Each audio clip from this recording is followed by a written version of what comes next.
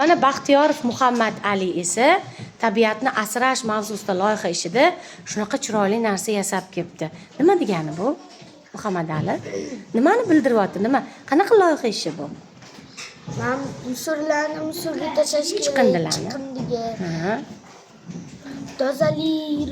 Tozali bo'lish kerak. Demak, tabiatni kim asrar ekan?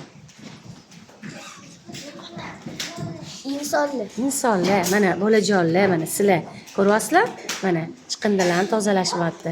Biz ham uyimizni, maktabimizni, umuman olganda tabiatimizni shunaqa asrasak, kasal bo'lib qolmaymiz. Qaranglar, mana chiqindilar joyida o'tiribdi, bu bola kasal bo'lib qolgan. Mana tabiat nima qilyapti? Yig'layapti. Bu yerda esa tabiat kulyapti.